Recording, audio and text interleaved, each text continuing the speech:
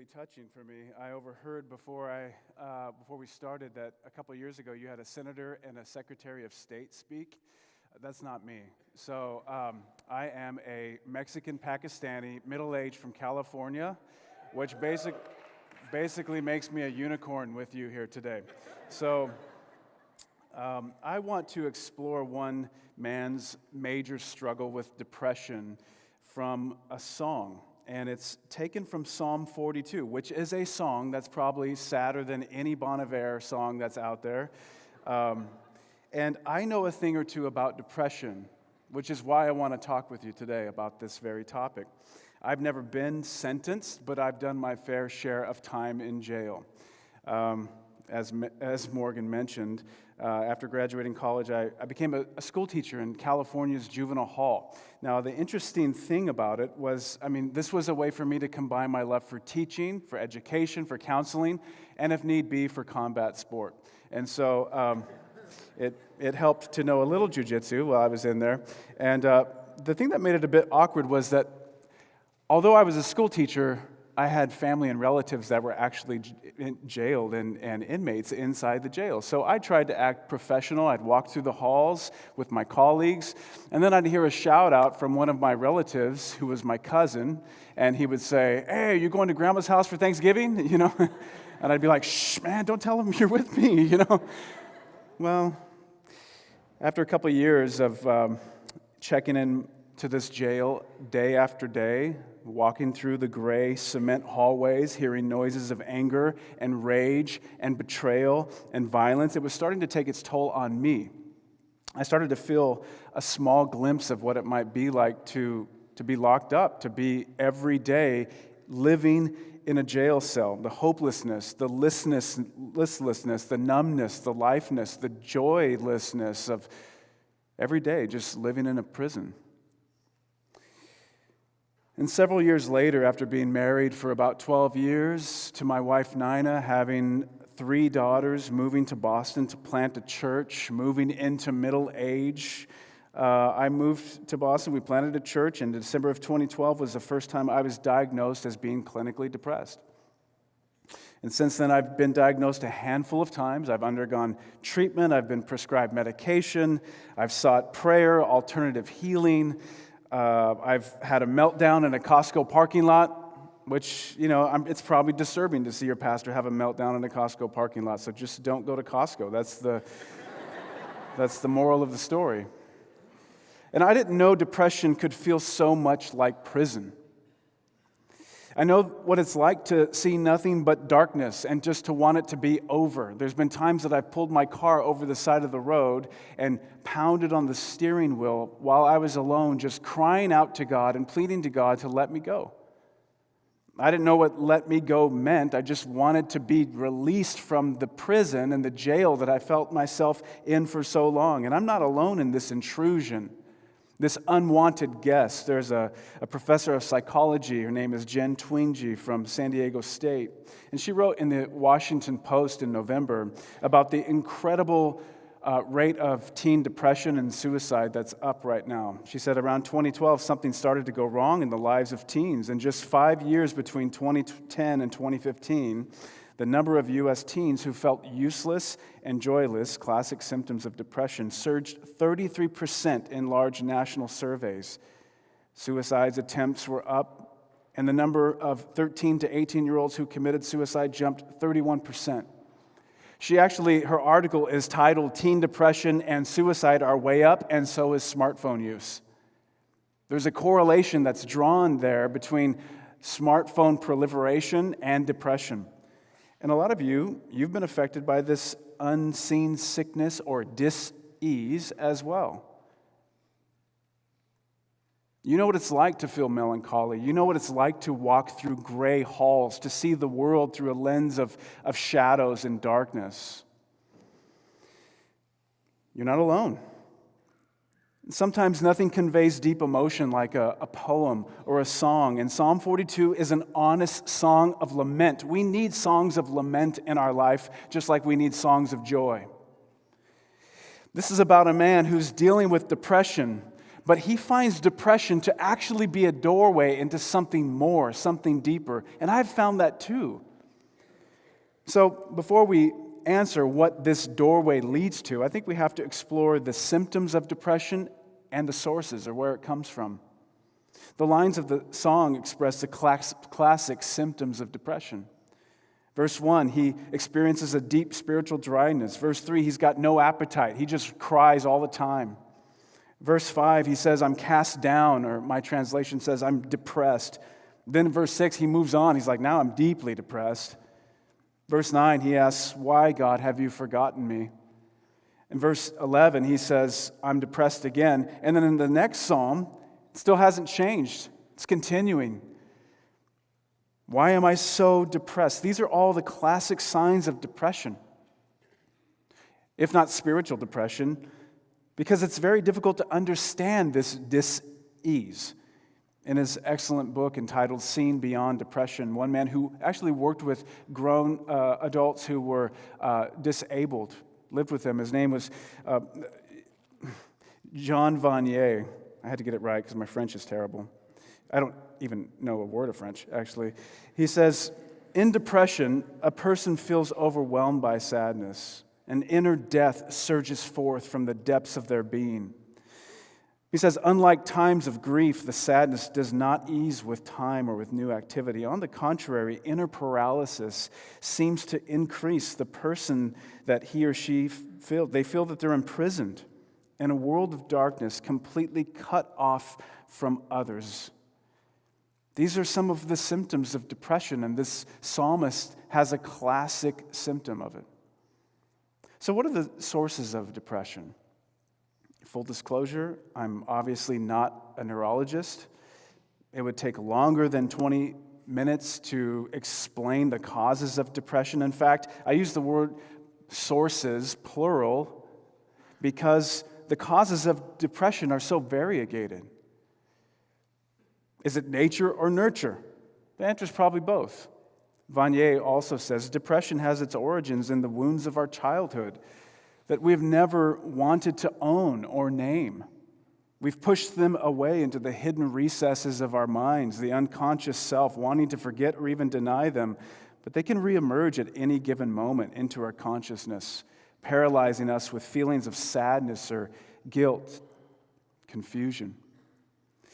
For example, when reading the life of David, who writes a lot of the other Psalms, you'll notice that he's oftentimes wrestling with issues of nurture, issues of abandonment. He had felt cut off or abandoned by his mom and his dad at times, even his brothers or his closest friends and his sons at times. But this psalm, written by the sons of Korah, shows that melancholy or depression isn't just a product of nurture, it's also probably a product of nature. The author of this song calls himself the choir director, which is an okay stage name. It's not that great, but you don't call yourself the choir director and write this deeply emo song if you're not a creative. And being a creative is an incredible gift to the world, but creatives can often experience emotions on a deeper level than most others. It's actually what contributes to their art. It's what contributes to their work, to the gift that they bring into the world.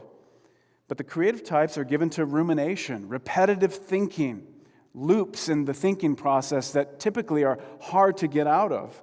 And they can more easily become self-absorbed and enmeshed in their emotions, sometimes even enslaved to their emotions. Ask any Enneagram 4, and they'll tell you. Takes one to know one. And beyond that, we can't fully explain the causes of depression. Alex Korb, who wrote an incredible book, he's a neuroscientist from UCLA. His book, Upward Spiral, helpfully explains the neuroscience behind depression. He gives some helpful counsel. He says, your brain, when you're depressed, is not damaged goods. You need to hear that. You need to know that. You're not a freak, and you don't have a damaged brain. He says, we all have the same neural circuits, the same brain structure, but the connections are different a lot of times. We're all wired differently. What one person reacts strongly to, another person might not really care about. And there's things, he says, depression is primarily a result of poor communication between the thinking prefrontal cortex and the emotional limbic system. When the two systems communicate as they should, we're fine. But when they don't communicate together as they should, it oftentimes can lead to depression. And depression prevents the production of serotonin, making it harder to stop the habits. Most SSRI medication is just a way to help the serotonin continue to produce as it should. And in this psalm, the author's depression seems to be traced back to a few specific events, a few specific sources. I want to list them really quickly for you. The first is a dryness of soul. He says, as the deer longs for streams of water, so I long for you, God. I'm thirsty for you, God. When can I come out and appear before God? It's much like Augustine, who says, our hearts are restless, O God, until they find a rest in you. You hear the same old tired story over and over again amongst the rich and the famous who say, you know what, I achieved my greatness, but I'm still not fully satisfied. I'm still restless. I'm still thirsty. And whatever it is, whether it's childhood abandonment issues or he's finally reached his success and found it to be wanting, maybe he's deeply lonely. Whatever it is, this author seems to be experiencing a dryness of soul. Have you ever felt like God was so far away? Like, when can I finally see your face, God? When can I come and appear before God? I'm so internally thirsty. The second experience he has that is the source of depression for him is in verses 6 through 7. It's a deep sorrow. He says, I remember you from the land of Jordan and the peaks of Hermon, these geographical locations in Jerusalem. From Mount Mitzar, deep calls to deep at the roar of your waterfalls. All your breakers and your billows have swept over me. Now, in a cursory reading, a light reading of this, it might not mean so much. But the words are coming from someone who's deeply reflecting on nature. He's sitting maybe on a rock across from this waterfall in his homeland and watching the melted snow gush forth into waves and waterfalls from the mountain cataracts. And the mountains he sees, they seem to be a metaphor for his own present situation in life. Notice he doesn't say, all these billows and these breakers are breaking over me. He says, God, you're sending flood in my life. You're sending trials and storms that feels like a waterfall that's breaking on me over and over again. Not only have you seemed to have been hiding from me, you seem to be sending the very thing that's afflicting me. Your breakers and billows and waves, I believe ultimately you're behind this flood of pain in my life. Will you let me go? The title of the psalm shows that the author is one of the sons of Korah, which means he's likely one of the Levitical priests who wrote the psalm and songs to teach people of Israel how to relate to God. And you can think of him as sort of a Hebrew worship leader / songwriter.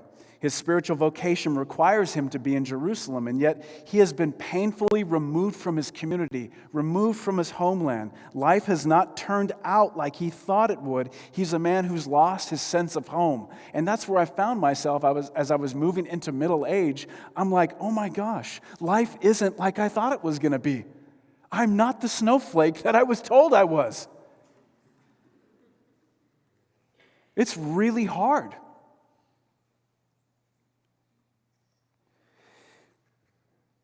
Martin Lloyd-Jones calls this, one pastor and author, spiritual depression. And the third source of this depression is found in verse 10. He says, my adversaries, they taunt me. I'm bullied, as if crushing my bones. And they say to me, where's your God now? There's also this force of divine relationships or divisive relationships that has entered his life. Because he's got this wickedness taunting him, crushing his bones. They ask, so where's your God now? Anything like that has to have its origin in evil. In our spiritual depression, it's easy to lose sight of the spiritual activity and forces that are actually at work. We tend to minimize it as being only emotional, only physiological. But a darkness this deep, a darkness so deep that's calling your enemies or the people around you to actually say, oh yeah, where's your God now? That's so multi-layered, it has to also be spiritual in nature. There's demonic activity also at work, and it's also the source of his depression. But he also faces relational adversity. In verse 4, he says, I remember as I pour out my heart, how I used to walk with a lot of people into the festive celebration of the house of God, and we would shout, we'd sing songs, but life isn't that way now.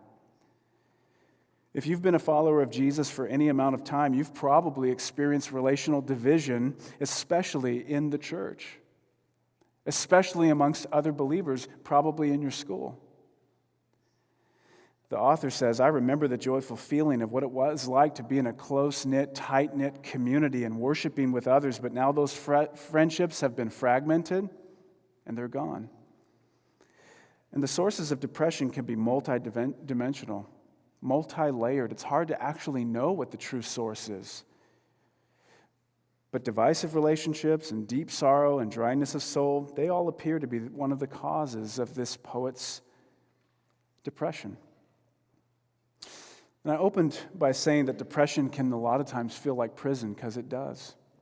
But there's something that you should also know, that in the midst of this kind of grief, there actually is good news.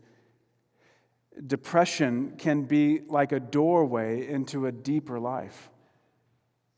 I have found this to be true in my own life. So has Jean Vanier. He says, when depression becomes more visible, better accepted as such, it can lead us towards a genuine liberation of heart. It obliges us to stop and look at what's really important in our own lives and in life in general, and it puts us in touch with our deepest need, the need for love and communion with others and with God. And depression can bring us to greater freedom if we discover how to live with it and how to move towards healing. So I want to close with, what does it look like to begin to embrace it, live with it, and to move towards healing? Because many of you will face it or have already faced the struggle with spiritual depression. How do you learn to pray your depression? I have found Vanier's words to be true, that at times my battle with depression has felt more like daggers than a surgeon's scalpel. But in hindsight, depression has been a doorway into something deeper, a deeper awareness with God, a deeper awareness of who I am and who I'm not, and a deeper awareness of the pain of others. It's given me a deeper appreciation for what others are going through. And some people, when they experience depression, like me, the descent in their inner darkness can be so painful that at times they might need a good doctor who will prescribe them with medication. Other times, they'll need good community, good friends who will point them to God and point them to Jesus and what matters. Sometimes you'll need physical activity. But I want to say that as embodied creatures, we have to realize that depression is not just physical or emotional, it's also deeply spiritual. And that's what the psalmist shows us. He shows us how to enter the doorway into something deeper. There's 3 ways. First, by talking to others. This might seem obvious, but the psalm, like all psalms, are meant to be rehearsed in community. He's being open. He's being vulnerable about his pain and his struggle.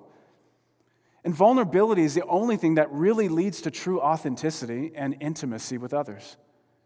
Finding relationships where you can be open and where you can share your deepest wounds and deepest joys is so vitally important and has been so vitally important to me on my own journey. Spiritual depression must be met with spiritual friendships. And again, in his book, Let Your Life Speak, Parker Palmer, who writes about depression, he talks about a man who, he had several friends who would stop by day after day. They would offer their niceties like, it's going to get better, cheer up, look on the bright side. And when you're depressed, that's like more daggers. But he said, one man named Bill would stop by my home every afternoon. He sat me down in a chair, knelt down in front of me, removed my shoes and socks, and for a half hour simply massaged my feet. He found the one place in my body where I could still experience feeling and feel somewhat reconnected with the human race. Bill rarely spoke a word, and when he did, he never gave advice, but simply mirrored my condition. He would say, "I can sense your struggle today," or "It feels like you're getting stronger." I could not always respond, but his words were deeply helpful. They reassured me that I could still be seen by someone. Life-giving knowledge in the midst of an experience that makes one feel invisible. It is impossible to put into words what my friend's ministry meant to me. Perhaps it's enough to say that I now have a deep appreciation for the biblical stories of Jesus washing the feet of his friends. And we need trusted companions to walk the journey with us, but the second way we enter into this doorway is talking with God. And that's also probably obvious. You would expect me to say something like that. But in verse 9, the author says, "I will say to God, my rock, why have you forgotten me? Why must I go about in sorrow because of my enemy's oppression?" He's honest about his own struggle. He names it. Name your struggle. Name your pain to God. And he talks to God. But lastly, and probably not so obvious, is this one. He talks to himself. Verses 5, 8, and 11 all show us that he's talking to his own soul. He actually says, "Why am I so depressed? Put your hope in God, soul. I will still praise him." He says again, verse 11, "Why am I so depressed? Put your hope in God." And what is he doing? He's putting his thoughts on trial. Martin Lloyd-Jones says, "Have you realized that most of your unhappiness in life is due to the fact that you're listening to yourself instead of talking to yourself? Take those thoughts that come to you the moment you wake up in the morning. You have not originated them, but they are talking to you. They bring back the problems of yesterday. Someone is talking. Who is talking to you?" The psalmist starts talking to himself. His soul has been deeply depressed, crushing him. So he stands up and says, "Self, listen for a moment. I have something to say to you." Mother Teresa, after her death, it was found that she struggled deeply with depression. In over 40 of her letters, she speaks of feelings and emotions like dryness, darkness, loneliness, and torture. And how does she get through it? Self-talk. She continually speaks to herself about the gospel. She's reminded that Jesus, too, faced divisive relationships. His friends left him. Deep sorrow. In the garden, he's sweating drops. He's afraid of what's to come. He's looking at what's to come and saying, "If there's any other way, I don't want to be separated from you, Father." And he feels abandoned by those who have pledged their allegiance to them. But he also experiences dryness of soul. And this was what Mother Teresa would most reflect on and talk to herself about. She says, "Why does Jesus say, 'I thirst'? What does it mean? If you remember anything from my letter, remember this. I thirst is something much deeper than just Jesus saying, 'I love you.'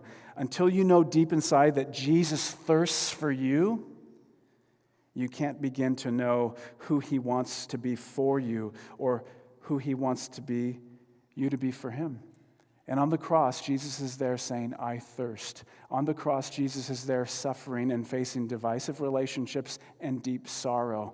God is not absent from your darkness. He enters into the darkness. The psalmist says in verse 4, "When can I come and appear before God?" Literally, when will I see your face?